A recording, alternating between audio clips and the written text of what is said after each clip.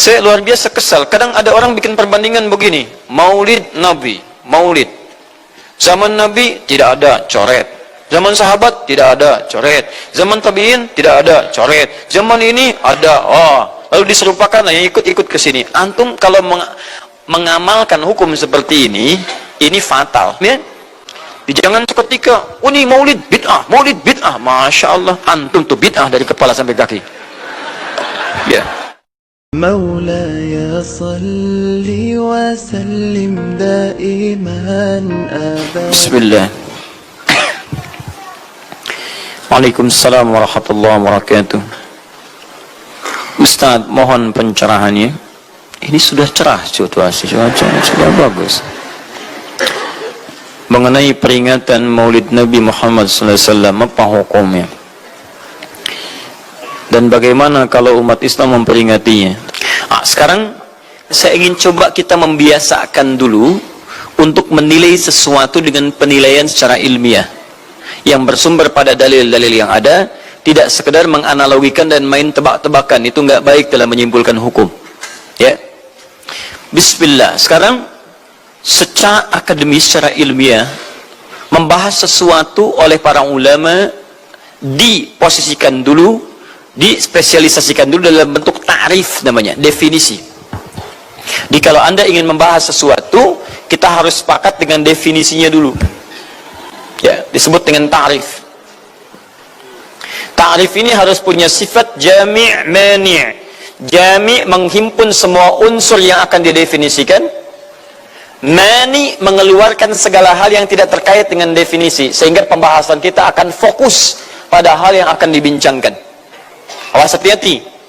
Kita ingin berbicara tentang sesuatu, tapi kita tidak sepakat dengan definisinya. Bagaimana bisa menyimpulkan hukumnya?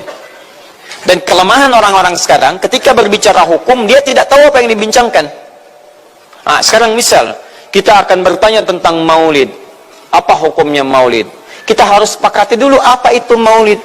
Kalau antum paham tentang definisinya, maka keluarkan turunan hukumnya. Maka lebih mengerti di situ. Nah, sekarang maulid. Apa itu maulid? Sekarang begini, maulid atau maulud? Mana yang benar? Jadi kalau disebutkan maulid itu waktu kelahirannya. Kalau disebutkan maulud itu artinya bayi yang lahirnya. Jadi kalau disandingkan dengan kalimat maulidun nabi, artinya waktu lahirnya nabi. Jelas ya? Kalau mauludun nabi, maulud nabi itu artinya nabinya, nabi yang dilahirkan. Jelas? Jadi kalau Anda menolak maulid, menolak maulud dengan pengertian seperti ini, maka Anda keluar dari Islam. Kalau dalam hukum seperti ini, saya menentang maulid nabi, berarti Anda menentang kelahiran Nabi SAW. Saya menentang maulud nabi, berarti Anda berhadapan dengan Nabi, Anda musuh Nabi. Jadi kalau Anda dimaksudkan dengan kata maulud dan maulid, Anda tidak bisa menentangnya, bisanya menerima. Saya menerima. Menerima. Kenapa? Karena dalam pengertian bahasa, maulid itu artinya waktu kelahiran. Maulud artinya nabinya. Yang jadi clue persoalan kita terkait dengan pertanyaan ini, Anda bisa bayangkan, Nabi Isa 600 tahun sebelum lahirnya Nabi Muhammad SAW. Perhatikan, ikutan bahagia dengan kelahiran Nabi. Sampai kebahagiaannya diungkapkan pada umatnya. Anda bisa bayangkan, Nabi, Rasul, mukjizatnya hebat. Sekali usap penyakit sembuh, menghidupkan orang mati, keduanya dengan izin Allah Subhanahu wa taala. Bahagia dengan kelahiran Rasul sallallahu alaihi wasallam. Antum Nabi bukan, Rasul bukan. Maaf, tidak punya mukjizat seperti Nabi Isa. Mayat dipanggil-panggil enggak bangun, diusap penyakit makin sakit. Tuh, lalu antum tidak bahagia dengan kelahiran Nabi, antum siapa? Nabi Isa aja bahagia, masa antum bukan Nabi tidak bahagia? Dan hebatnya, ada orang bisa bahagia, nabinya belum lahir. Biasanya sifat bahagia dalam kelahiran itu setelah bayinya lahir, bukan sebelum lahir. Ya, jadi mustahil ada orang memberikan kabar gembira ketika bayinya belum lahir. Tapi kemuliaan Nabi Muhammad SAW menjadikan seorang Nabi Isa belum lahir, nabinya sudah merasakan gembira dan memberikan kebahagiaan pada umatnya. Kalau bukan Nabi Muhammad, mustahil. Ada kemuliaan tersendiri bagi Nabi Muhammad SAW. Setiap Rasul menantikannya. Nabi Isa menantikan. Masa antum tidak menantikan itu? Jadi kalau ada orang menolak maulid dalam arti waktu kelahirannya, maka dia telah ingkar pada Nabi Muhammad SAW. Nabi Ibrahim, Nabi Ismail alaihi wassalam, keduanya meninggikan bangunan Ka'bah. Setelah selesai bangunan Ka'bah ditinggikan, keduanya berdoa di samping Ka'bah. Apa doanya? Doa maulud. Lahirnya, bayinya. Nabi terakhir yang lahir di samping Ka'bah, yang ditinggikan oleh keduanya. Ya. Wa idh yarfa'u Ibrahimul qawa'ida minal baiti wa Ismail, ayat 127-nya. Setelah selesai meninggikan bangunan pondasi Ka'bah ini, keduanya berdoa di samping Ka'bah. Di antara doanya ayat 129-nya. Rabbana wab'ath fihim rasulan minhum yatlu 'alaihim ayatika wa yu'allimuhumul kitab wal hikmah wa yuzakkihim innaka antal azizul hakim. Ya Allah, mohon utus seorang rasul dari kalangan mereka di tempat ini yang lahir di sekitaran ini. Jadi ada rasul yang lahir di dekat sekitaran Ka'bah. Hasil penelitian, tidak ada rasul satupun yang lahir di dekat Ka'bah kecuali Nabi Muhammad SAW. Ya, Anda bisa bayangkan nggak? Dua orang nabi, dua orang rasul. Gelar yang pertama Ibrahim alaihissalam Khalilullah, yang paling dekat dengan Allah. Jaminan surganya ada. Nabi Ismail disebut dengan gulamun halim oleh Al-Quran, yang paling perasa, yang paling dekat dengan Allah subhanahu wa ta'ala. Dua orang nabi paling dekat dengan Allah, disayang Allah, dijamin masuk surga. Inspirasi kisahnya sampai kita ke sekarang mendoakan kepada Allah tentang maulud Nabi, sehingga lahirnya Nabi Muhammad SAW 30 generasi setelahnya. Antum Nabi bukan, Rasul bukan, tidak sedekat keduanya dengan Allah, jaminan surga nggak ada, hisab menegangkan, amalan berantakan. Kisah hidup antum belum tentu jadi inspirasi di masa depan. Sekarang pun tidak. Tiba-tiba antum menolak maulud, antum siapa? Kalau antum menolak maulud, berarti antum menolak Nabi SAW dalam pengertian baiknya. Jelas ya?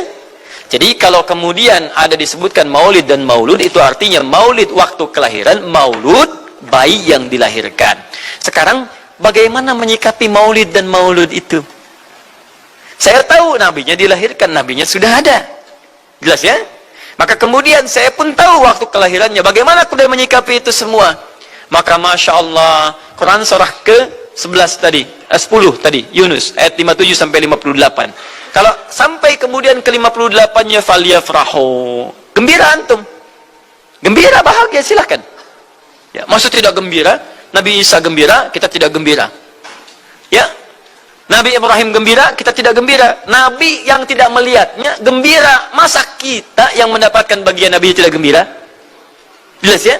Nabi yang mengharapkan hadir saat kedatangannya gembira. Kita yang mendapatkan kedatangan beliau walaupun tak mampu melihatnya, dan kita menjadi umatnya, masa tidak gembira? Umat dulu bukan bagian umat Nabi Muhammad, karena Nabi Muhammad tidak hadir di zamannya. Gembira dengan berita kedatangan Nabi Muhammad, padahal nabinya belum datang. Masa kita yang jadi umatnya, yang nabinya telah kemudian kita dapati walaupun tidak melihatnya, masa kita tidak ikutan gembira? Maka pertama kita mesti gembira. Maka yang kedua, bagaimana mengekspresikan kegembiraan itu? Maka contoh-contoh dari Nabi SAW, bagaimana mengekspresikan kegembiraan dengan Nabi SAW itu, pertama Nabi sendiri menyikapi hari kelahirannya dengan berpuasa di hari Senin. Jelas ya? Ini bagi Nabi sendiri pribadinya. Nanti jadi hukum untuk kita. Maaf, saya akan tafsirkan lebih luas karena ini jadi hukum-hukum turunan. Ketika Nabi puasa di hari Senin, ditanya, "Ya Rasulullah, kenapa engkau puasa?" Kata Nabi, "Dzaka yauma wulidtu." Bima makna, ini adalah hari aku dilahirkan. Hari aku dilahirkan. Jadi ini hukum kelahiran. Kalau antum misalnya masuk pada hari dilahirkan, boleh antum ikuti sunnah Nabi SAW. Apa sunnahnya? Puasa. Puasa. Kenapa puasa? Nabi SAW mencontohkan puasa. Hari Senin beliau puasa. Ketika antum puasa Senin, bukan cuma puasa sunnah, tapi ada nilai di situ. Paham ya, teman-teman sekalian? Nah, sekarang bagaimana para sahabat menyikapi kelahiran Nabi SAW, kedatangan Nabi SAW, dan menyikapi keberadaan Nabi SAW. Bukan cuma lahirnya, tapi setiap kedatangannya. Nabi datang dari Madinah, dari Mekah ke Madinah disambut oleh para sahabat yang ada di sana. Nabi datang dengan perang Tabuk, dari perang Tabuk disambut oleh para sahabat di sana. Tala al-badru alaina min thaniyatil wada'i, wajaba syukru alaina mada'alillahi da'i. Masya Allah, disambut dengan madid. Bukti kesenangan mereka kepada Nabi SAW. Ada yang memuji Nabi SAW seperti Hasan bin Thabit, buat puisi-puisi memuji Nabi. Seperti Zuhair bin Abi Salma, tadinya musuh Nabi, begitu masuk Islam memuji Nabi sallallahu alaihi wasallam. Ada yang lagi kemudian menghormati Nabi dengan kedatangannya, dengan mengikuti Nabi kemanapun. Nabi mencontohkan, amalkan. Nabi mengajarkan, ikuti. Masya Allah. Begitu Nabi meninggal, diabadikanlah kemudian nilai-nilai penghormatan itu. Ada yang menulis sejarah tentang Nabi. Ada yang menulis pujian kepada Nabi dalam bentuk sholawat.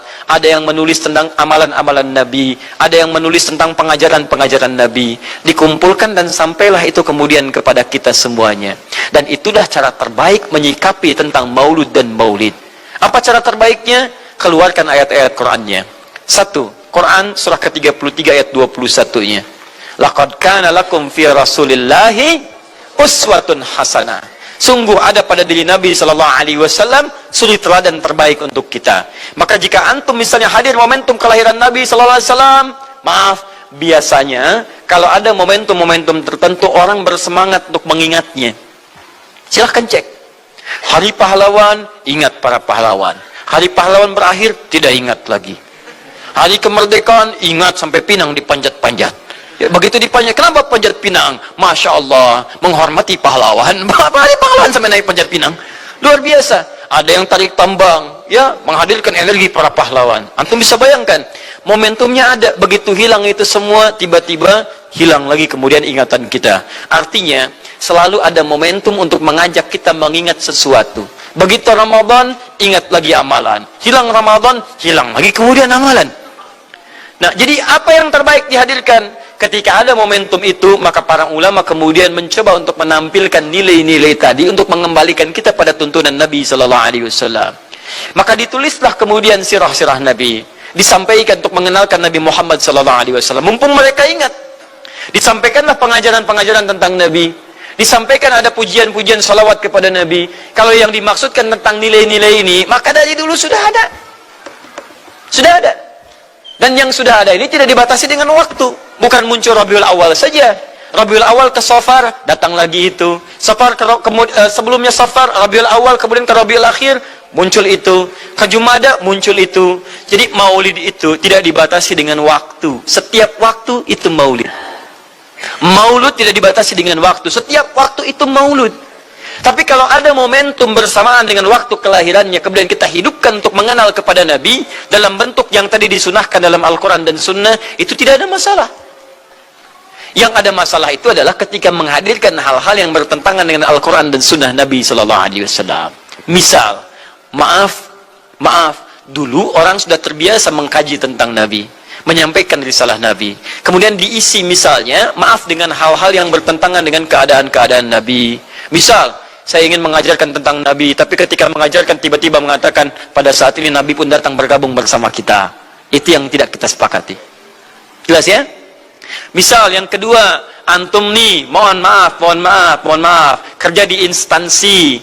Bertepatan dengan Maulid Nabi, kita adakan peringatan. Padahal antum cuma ingin mengeluarkan anggaran saja dari situ. Itu bid'ah. Bid'ah.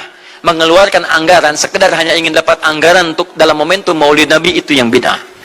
Maulid bukan makan-makan. Jadi kalau antum mengadakan Maulid Nabi hanya sekedar untuk makan-makan, itu yang bid'ah. Tapi kalau antum ingin belajar menghadirkan momentum itu untuk mengisi ta'lim, sama aja dengan ta'lim kita sekarang. Apakah ada hadis Nabi mengatakan ta'lim khusus di hari Ahad jam 8 pagi sampai jam 10? Tidak ada. Di ta'lim kita bid'ah ini. Jadi kalau antum pahami setiap yang tidak ada contohnya itu bid'ah, Masya Allah, maka akan ada banyak bid'ah dalam kehidupan. Mushaf itu bid'ah, karena nggak ada contohnya zaman Nabi Sallallahu Alaihi Wasallam.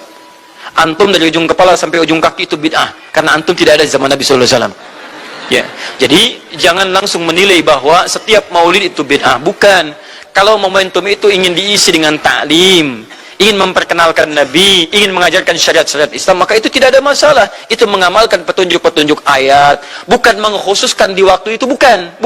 Karena ta'lim itu dibuka di setiap waktu, tapi menjadikan waktu itu untuk momentum, karena setiap orang sedang ingat Nabi pada saat itu. Jelas ya? Kapan lagi kita mendapati orang ingat Nabi? Maka ajarkan itu dan pesankan pada saat itu. Teman-teman, jangan cuma pada waktu ini ya, setiap waktu kita amalkan ingatan kita kepada Nabi Sallallahu Alaihi Wasallam. Makanya saya kalau diundang, Ustadz ada Maulid Nabi, saya datang untuk ceramah, untuk menyampaikan pesan-pesan terkait dengan Nabi Sallallahu Alaihi Wasallam. Adapun masalah ritual-ritual saya tidak ikutan. Makanya paham, begitu saya datang perceramah. Ceramah, saya berikan ceramahnya. Nabi begini, apa itu maulid? Allahu alam. Bukan Allahu alam, kan antum bikin spanduknya di sini. Apa itu maulud? Maulud. Bukan maulud. Maulud itu begini, maulid itu begini. Ketika kita terangkan, kita sampaikan, Masya Allah. Antum tahu apa yang terjadi? Mereka mulai sholat dengan baik, masjidnya mulai ramai. Besoknya tidak ada ramai-ramai lagi. Begitu ada maulid, ceramah lagi. Ternyata ceramahnya nggak sampai maulid lagi. Besoknya ceramah lagi. Ahadnya ada waktu taklim.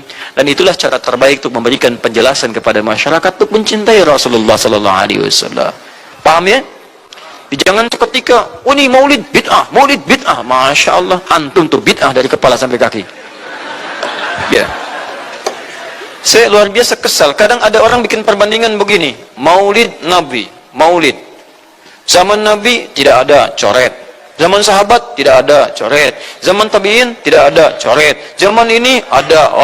Lalu diserupakan yang ikut-ikut ke sini. Antum kalau mengamalkan hukum seperti ini fatal. Zakat pakai beras. Zaman Nabi coret. Zaman sahabat coret. Ya? Zaman tabi'in coret.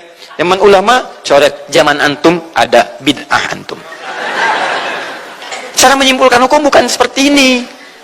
Lihat turunannya, lihat dalilnya, lihat pemahamannya, lihat turunan-turunan fikihnya. Ya, bagaimana bisa zakat pakai beras ini jadi? Padahal contoh nggak ada, dalil nggak spesifik. Ayo coba temukan Nabi zakat pakai beras, temukan. Kalau antum menemukan, Masya Allah, saya bermohon kepada Allah supaya Allah mempercepat hajinya antum dan masuk surga tanpa hisab. Tiap hari saya doakan. Tidak cukup dengan amin, cari dulu. Cari di setiap hadis Nabi zakat pakai beras. Saya sampaikan pada antum, sampai kiamat kurang 2 hari, antum gak akan temukan. Sehari lagi buat sadar, ngapain nyari? Ya. Karena Nabi tidak pernah bersentuhan dengan beras. Silakan cari di kitab hadis palsu pun, sepalsu-palsunya nggak akan ditemukan. Capek pemalsu hadis mengarang hadis palsu tentang itu. Nggak akan didengar, nggak akan dilihat. Kenapa? Karena tidak ada. Ya, kata Muawiyah, hadza irqun, itu makanan pokok. Nabi zakat pakai kurma, pakai gandum. Ya, lihat, karena itu makanan pokoknya. Makanya setiap makanan pokok yang digunakan, kata para ulama, mendekati kaidah usul fikihnya. Lihat, kaidah usul fikih diambil di sini. Setiap yang punya keserupaan dengan itu, sekalipun teksnya tidak jelas langsung menunjuk, itu ada isyarat, namanya qarinah namanya. Kalau ada isyarat menunjukkan kepada itu, maka boleh digunakan sebagai alternatif lain dari makanan pokok yang tidak didapati di masa kita dengan generasi yang berbeda. Tapi kalau makanannya sama di setiap generasi, dia zakatnya pakai itu. Makanya orang Arab sampai sekarang pakai kurma, ada yang pakai gandum. Kita makanan pokoknya bukan itu. Antum makanan pokoknya apa? Beras. Masya Allah, beras. Baik pemirsa, beras itu makanan pokok bagi hewan yang bertembolok, ya. Ayam, bebek itu beras. Baik, makanan kita nasi. Dan nasi bersumber dari beras. Baik, nasi bersumber dari beras. Jadi kalau kita ingin zakat pakai beras, boleh tidak? Nah, lihat bagaimana cara pendekatannya. Dalil belum ditemukan aslinya. Seperti maulid tadi, menyikapi dengan taklim macam-macam, nggak ada nas aslinya. Tapi qarinahnya ditemukan, sama-sama makanan pokok, sama-sama taklim, sama-sama meminta untuk ikut ajaran, sama-sama mereka ingat tentang Nabi SAW. Maka semua hukum itu kita terapkan, jadilah hukum terapan dalam kehidupan kita. Paham? Dan itu tidak disebut dengan bid'ah. Jelas ya?